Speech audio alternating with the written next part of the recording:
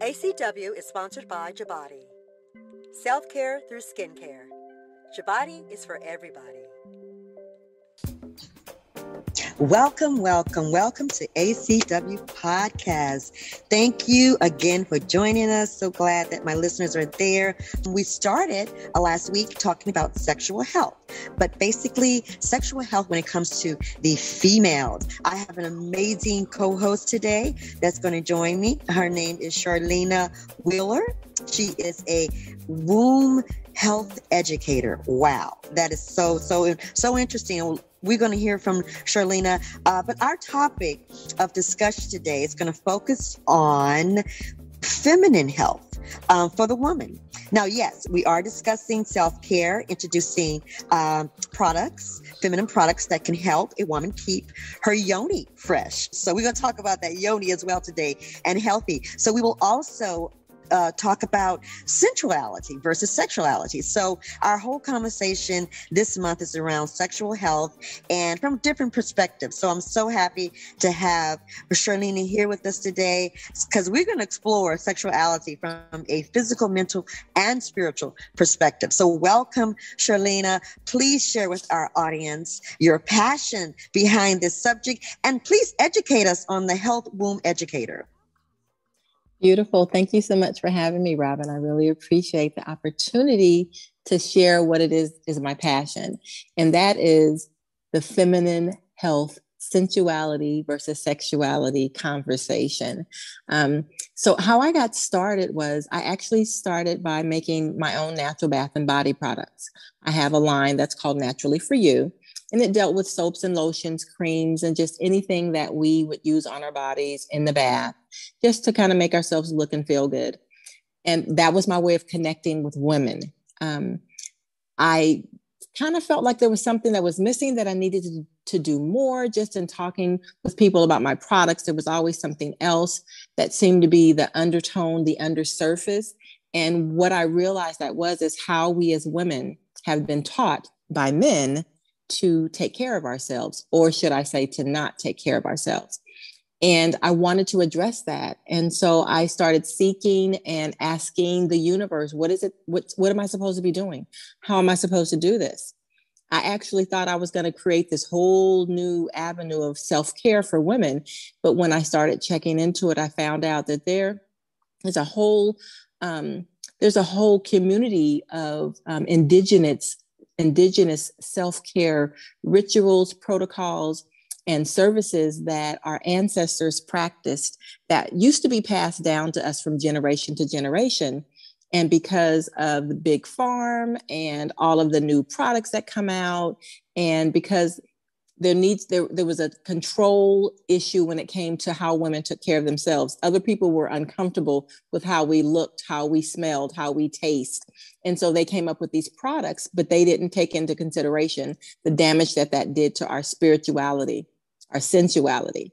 And so my products address that from the mind, body, and spirit. How do we take care of ourselves every day? This is nothing special. It's nothing new. It doesn't have to be a regiment. It's just like we breathe. It's something that we do. And so I found a way to have products, services, protocols, and systems in place that help us do that when we don't know how. Wow. You really brought that forward in reference to how women take care of their body. And I love what you said about how products have been produced by men for women.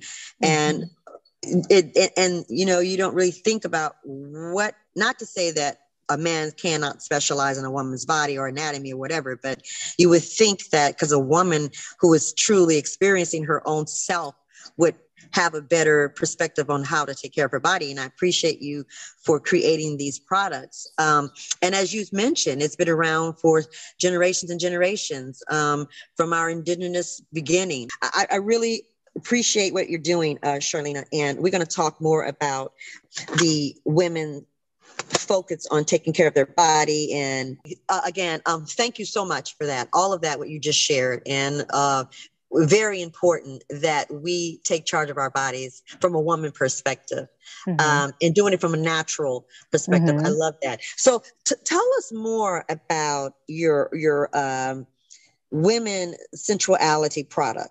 What does it consist of? What are the natural ingredients of it all? Elaborate on that. So the products that I make are everyday products that women need or may want to try. Anyway, anything from Yoni soaps, whether it's a bar soap or a liquid soap, Yoni Fresh, ways to stay fresh and clean. I always tell this story to people who aren't familiar with some of my products and how I get an insight for it. I like watching old movies. And so back in the 40s or the 50s, if you were watching a movie, you would see a woman in a situation and she would say, "Excuse me, I'm going to go freshen up."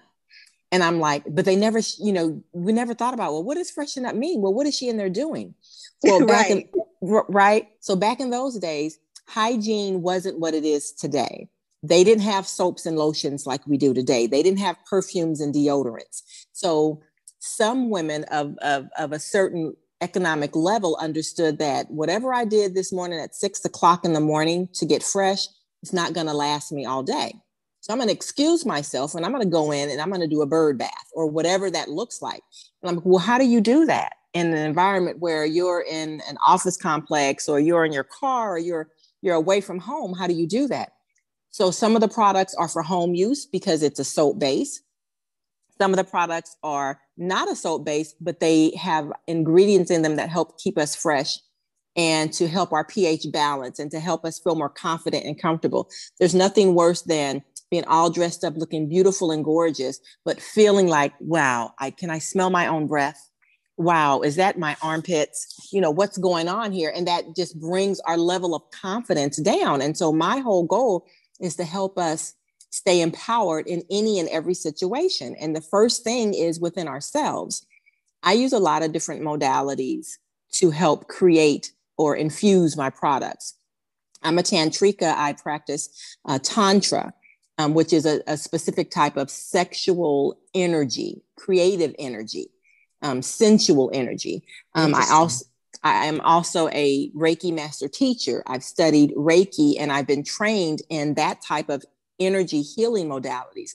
And when you understand all of that, you realize that energy is everywhere and energy can be used for positive and it can be used for negative.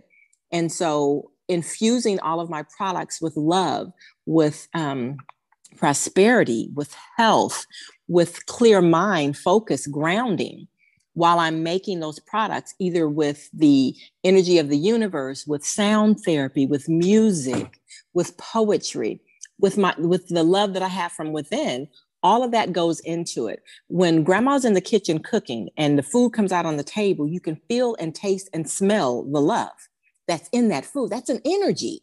It's not a tangible ingredient. It's something that she infused in there. Can you imagine the conversations that grandma was having? People were coming to the house that she hadn't seen. She was gathering the family and she put her love and her heart into that. Well, I do the same thing with my products. That's my kitchen. I put my love, my energy. I ask the universe, whatever the person that's receiving this product needs for their highest good, give that to them.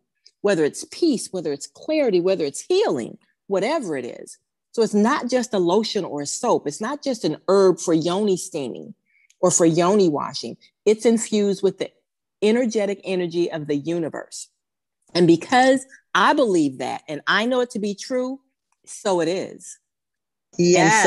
And so it is. Yes. Yes. I love it. I love it. Yes, girl. Now let's talk more because you have so many different holistic healing methods that you're specialized in. And I really want to talk about the area in reference to women. What approach, healing approaches that you really target when it comes to women? You said something earlier in reference to your different approaches and getting people to understand that sensuality and sexuality is an energy thing. Let's talk more about that because it really is. And even the senses, what you just described in reference to your grandmother's kitchen is exactly what I want to talk about. That senses, that sex is not always just about the act. It's those senses. It's everything that's in that it's built upon. So yeah, please elaborate more on that. Okay, so this is my perspective. I respect all people's views. And so it's not to discount what everyone has been thought, what they've been taught, or what they believe. This is just my perspective. And if I can give you a little bit of insight to maybe challenge what you're thinking and open up, because what society has not given women and what we thought we needed to be given and we didn't was permission, right? Permission to think. Permission to think, permission to be unique, permission to not have to be in a box. So here's my perspective on sensuality versus sexuality. So sensuality, and the human language is very basic. Sensuality deals with the first 5 letters of this word, senses. It deals with the senses, the taste, the smell, the hearing, the seeing, the visual. Right? It deals with the senses. Anything that stimulates or activates the senses is sensual. Now, because society wants us to control us and wants us to always be not within our power, they lump sensuality and sexuality together. And then they tell you sexuality is a no-no. You can't be sexual in front of people. You can't, which we think is sensual, and it's not. The way a person walks, I love the way Denzel Washington walks. I love the way that man walks. There is nothing about sex. Exactly. Right. It's the way he walks. It makes my mouth water. That's my senses. Right now, it also may make my yoni water because my mouth and our yonis are connected. That's not a bad thing. It's not. It's not. We think if we feel something in our gut, if we feel it in our vagina, that it's a bad thing because I'm sitting in church and I just got an activation. Oh, no. You're supposed to feel. Every part of our body is supposed to feel. So sensuality is anything that brings pleasure, enjoyment, and fulfillment to your senses. When people love to eat, they love to eat. That's bringing pleasure and joy. When you love to listen to beautiful music or look at beautiful paintings, right? When you love massages, you love to be touched. It has nothing to do with sex. Now, can it? Of course, everything can, but it does not. You can separate those two out. But here's what I like to say. Why separate them out? Why do we have to separate them out? Why has society told us that if you see something that looks good, your mouth can't water, your vagina can't get juicy, and you can't say, I like to have that, and just leave it at that? Why does it have to be more than? So when I think of sexuality, I think sexuality is anything that engages in sex. Foreplay is dealing with the senses. A lot of sex is dealing with the senses, but it's a physical act, or it's an energetic act. You don't have to get naked and get sweaty and get hot and have intercourse to have a great sexual experience. It's called SEX, and it's sensual energy exchange. Period. Sensual energy exchange. And we do it all day long. We do it with everyone that we meet. It's the way we vibe with someone.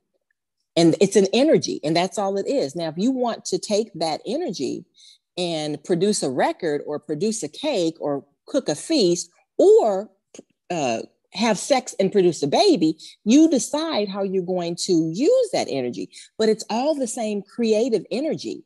Sexual energy is creative energy. When you see someone creating a conglomerate, a major corporation, there's a lot of sexual energy that goes into that. Because sex was not just produced to create a baby. It's to create whatever it is that you want to create. You want a beautiful relationship? You can do that through sex.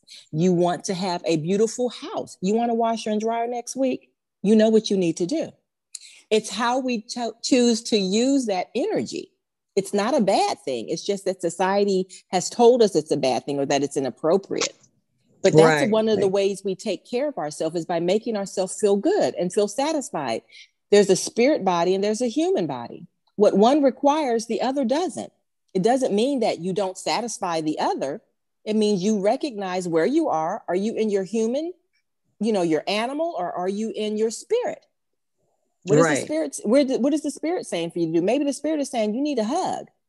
Exactly. Right? Where you're human, your body is saying, yeah, but I need a little bit more than a hug.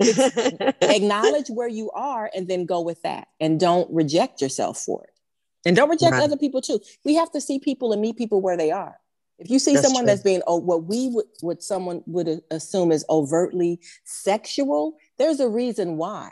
What is it that they're trying to get? Maybe they're just trying to get attention, and that's the only way that they know how to get it. So if you give them attention in a different way, would they be accepting to it? If what they want is attention, they would be accepting to it. But if what they want is the sex, that's the way that they want to receive that. It's not a bad thing. If you're not willing to offer that, then let them be. Right. You're correct. And you know something else, Sharlene, that as you're talking, I'm just thinking how people really do overrate sex and not looking from a spiritual perspective. And as you mentioned, satisfying the senses is really just that simple. But society makes it so challenging and difficult and sometimes fearful and sinful and all these crazy things they put around it. I had a conversation with my public health specialist a few weeks ago in reference to educating young people into a sexual life. It would be such a blessing and such a benefit if it would be explained to them the way you just explained it. And that's why you're here. And that's why people need to hear what you're saying. We need more of you to help, especially our women, because this is all about women's sexual health, to understand their bodies, understand their mental, their physical, and their spiritual selves, because it's all connected. And you just put it together so well that, you know, a young woman talking with you could either have challenge. I don't want to say challenge that young woman, but it would take that young woman to a place of peace and joy when it comes to understanding sex or having a sexual life. But again, it has to, you have to be exposed to it. You mentioned something earlier in reference to indigenous and culture, because we talked about culture and sex too.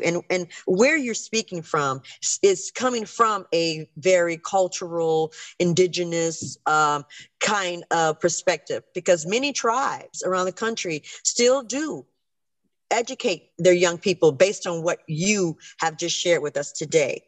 So you're absolutely correct. The one thing that we do, you know, it's just a habit that we do. The way we were taught, the way we learned, the way we had traditions, the religion that we grew up in, all are basis for our beliefs. Doesn't make the beliefs true or accurate or correct, but they are our beliefs. Our ancestors had different beliefs, different cultures.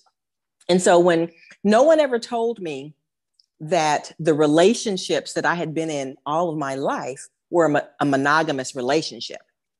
I'd never looked up the word monogamy. I didn't know what it meant. I didn't know what it means, but I knew, but looking back on it, that's the way the expectation was from everyone, is to be monogamous. Meaning, and this is the true word, the true meaning of monogamy, to be with one mate your entire life. Period, point blank. It's not a die, and then if they die, you die, no divorce. You are mated with one person till your death enter their death. Period, point blank. That's monogamous. And so we adapted this pseudo monogamy, and no one ever told me that monogamy was a relationship style. Because if they had told me that, I would say, oh, so what's the head? So that's the under the umbrella. What's the name of the umbrella? It's a relationship style. What are the other relationship styles? No one ever talked to me about that. What do those look like? Why can't I, be taught about those? Well, our ancestors knew about them. They practiced them. And we set up our lives based off of what other people are comfortable with. Our church, our pastors, our parents, our friends, Mr. Morals, whoever he is. I don't know what Mr. Morals has to do with my life, but he all up in my house controlling how I do and how I see. I don't know. I no longer appreciate that. My question is, who are you in my life and in my purpose to tell me what I can and cannot and how I should and should not do? Right? We have all of these laws set up to govern and everything. I mean, I have an appreciation of it, but then I don't. I want young people to understand, because we've already been programmed. We have to be deprogrammed. And a lot of times when we hear something that's not of what we're familiar with or comfortable with, we shut it down. Children are still open. I want them to understand, set up your life in structures that make you happy, that make you successful, that lend to your purpose. What is that? Whatever that is. And it doesn't have to look like what everybody else. As a matter of fact, when it doesn't look like someone else's and it works for you, that's when you know you're on the right track.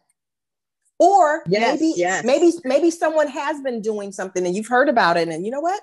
It speaks to my spirit. Right. So I now understand the difference between monogamy and exclusivity.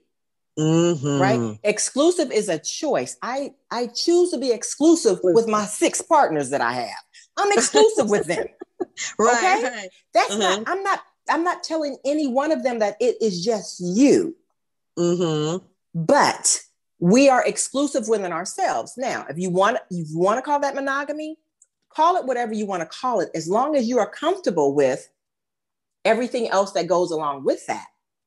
And see, monogamy sets you up. It kind of sets you up for a failure, because then you come up with this cheating. And I felt like you should have been doing. Why would I feel like you should be doing anything? That sounds like I want to control you. What is it about me that I feel I need to control what you're doing and who you're doing it with? I need to look at me. I start with me in everything. If there's an argument, if there's a misunderstanding, I'm looking at me. I could care less about this other person. What is that reflecting me? What is that showing me? Because guess what? I don't like what I'm seeing, and I bet what I'm seeing is exactly what I am. And if I don't like it, I can do something about it. I can change that reflection that I'm seeing in this other person. I can't change the other person, but I can change what I'm seeing in me. So I think a lot of time with the young people, they need to understand that you don't have to follow sheep to slaughter. Right. We can use our brains and say what, but why and how? And this works for me. It works for us. And I'm comfortable with it. And I don't want to have to explain it, because explaining means someone wants to judge you. I don't like being judged. So I can't judge. So I can't be judging others. I want to listen. Why do you do this? And how does that make you feel? And what do you get from that? Those are probing questions, because I'm using that for me, not to judge you. You see what I'm saying? Yes, correct. Now, Sharlene, let's get back on the Yoni Refreshes, because we're focusing on sexual health for women, and we want our women to take care of their bodies, and we want them to understand their bodies. And you have some fabulous products I was looking at online. Your sensual vitality products, especially the Yoni steamer, and I love the fact that you have a Yoni steamer for teenagers. That's like yes. So that is so cool. But now, how does Yoni Refresher prepare the woman's body for a creative and enjoyable sexual experience? You know, how does that really get a woman ready for a really enjoyable, just free type sexual experience? So again, all of the herbs that I use are infused with a lot of different energies. So the one that specifically has to do with sex and intercourse I call it passion. So it has aphrodisiacs and herbs, mood stimulants to help physically and emotionally and spiritually get in the mood. So it'll help with lubrication of not just your oral senses, but the vagina. So anytime I'm speaking of the mouth, I'm also speaking of the vagina, because they are the same. We just feed them differently, if that makes sense. And so the Yoni Steam for passion or for sensuality really evokes a lot of aphrodisiac herbs, which help.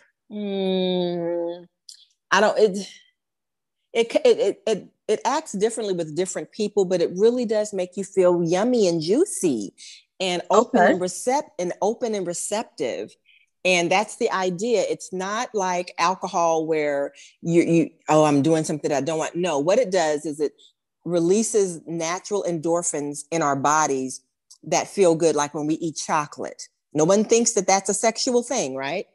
But you could take that really good, yummy feeling, and you could use it for anything that you want. So with the Yoni Steam, the Passion Yoni Steam, it really helps lubricate and helps freshen the vagina. It helps with the blood flow to the vagina. And I know a lot of people don't understand, but if there's not substantial blood flow to the vagina, then the senses don't really wake up. It's like, you know, you got to get me ready. Okay. So these Yoni Steams and Yoni Teas get you ready, if you understand what that means.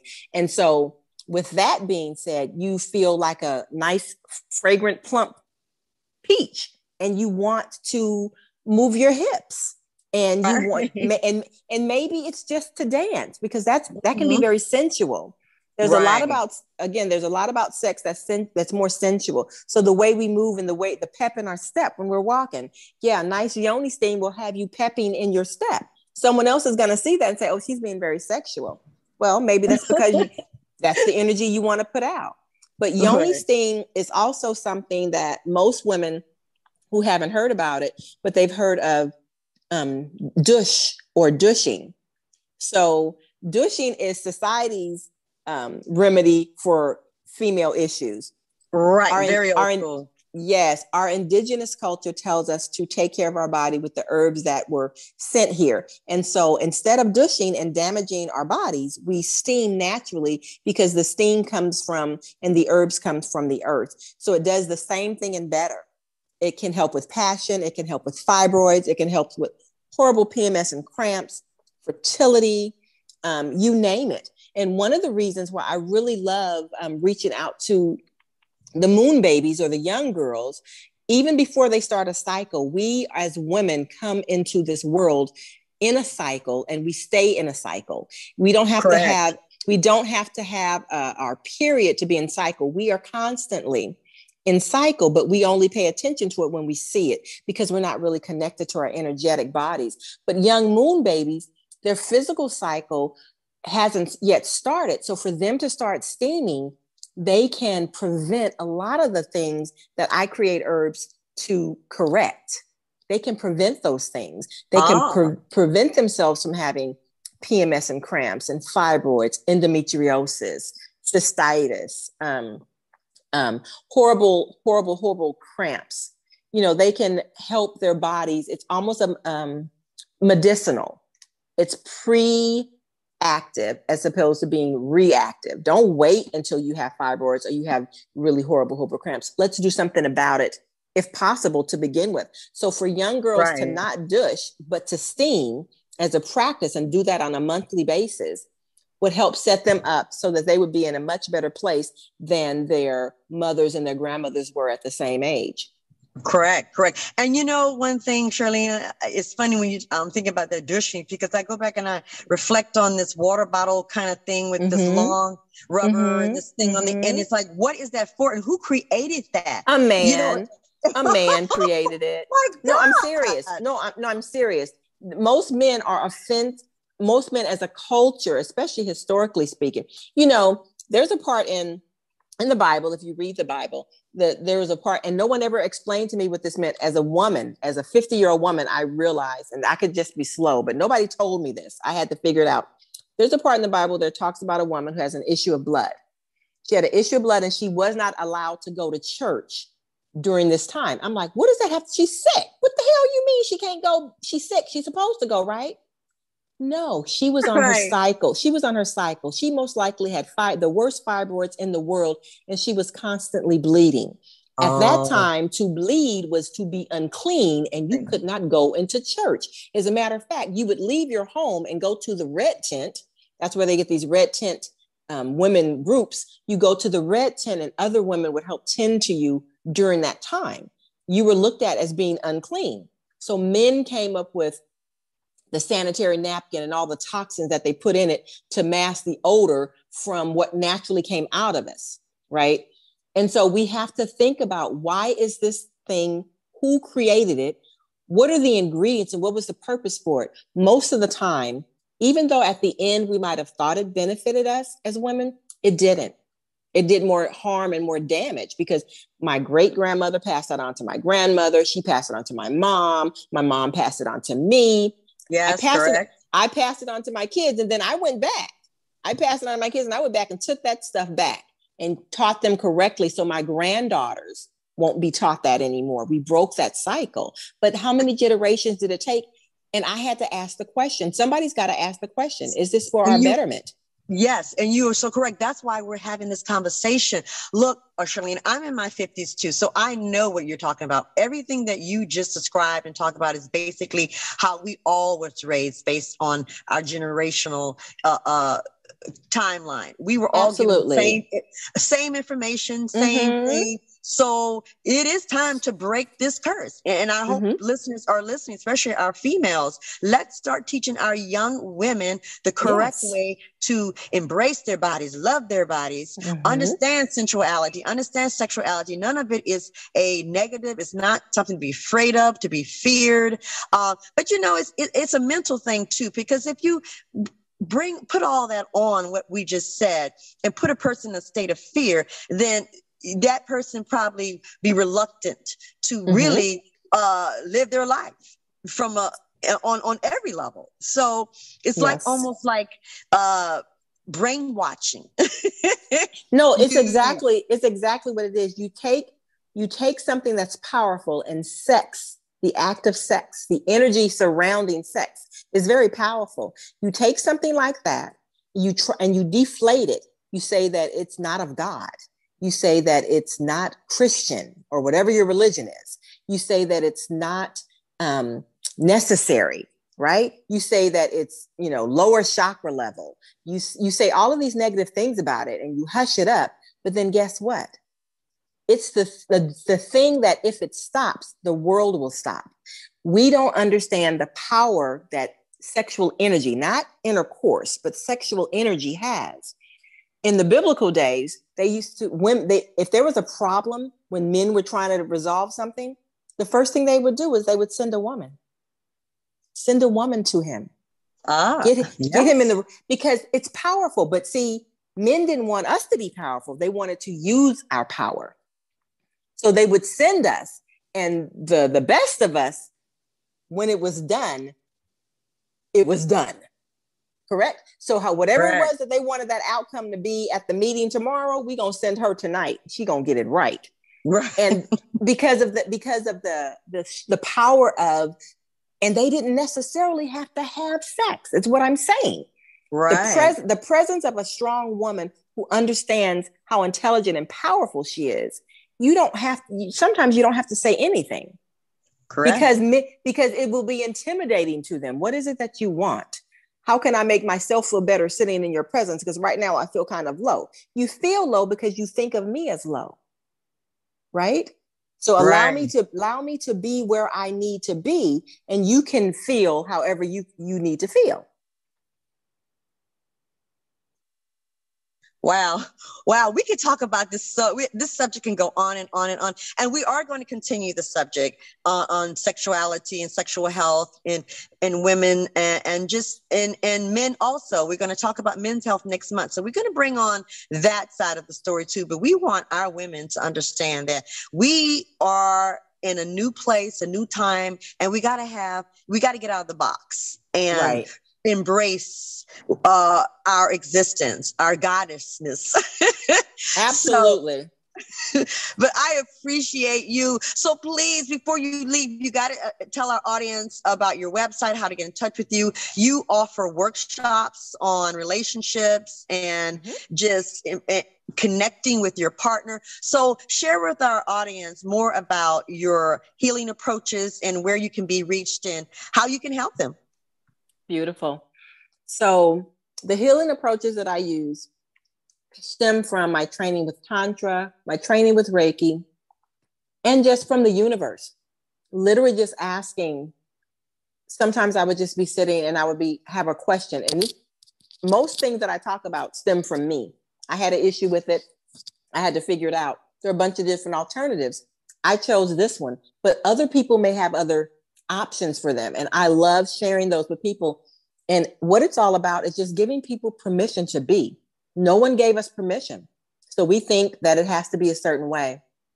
I love to counsel and coach both men and women because men were taught by men that didn't know anything either. Men didn't just teach the women, the negative stuff. They taught each other as well.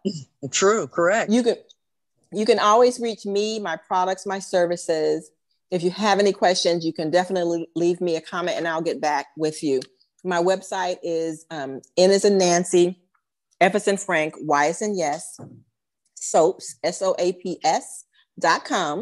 And there are links on the side for feminine health, for men's health, for bath and body, for coaching and counseling, for herb. I do herb consultations for people who are looking to be more holistic in their approach for taking care of themselves. I love rituals and protocols. Rituals and protocols is what we call practices. What's your monthly practice? Well, I go get my nails done. I go get my hair done. I do my Yoni steaming. I get my Reiki. Add it all in there. It's all connected. And I would love to talk with anyone that's interested in for themselves, for their moon baby, and for their partners. Thank you. Thank you so much again, Sharlene, for joining us. So listeners, you heard it from us. Please go to her website, guys, and really check out what she's offering. It's amazing. It's spiritual. It's on a whole different level. If you're ready, the resources are there. So with that said, again, listeners, thank you for joining us. As I always say, live life with love, purpose, and intention. Thank you so much. You're welcome. Thank you for having me. ACW is presented by Partnerships in Fitness, a fitness and health and wellness consulting group, building strong minds and bodies, and empowering one community at a time. Please follow us on Instagram and Facebook, and subscribe to our Piff Nola YouTube channel, and leave questions or comments. You have been listening to the Awareness, Culture, and Wellness Podcast. We thank you for joining us, and we hope that you tune in to our next Wellness Wednesday as we discuss topics that heals the mind, body, and spirit. Until next time, I'm Robin Gabriel Parson, your ACW Podcast host.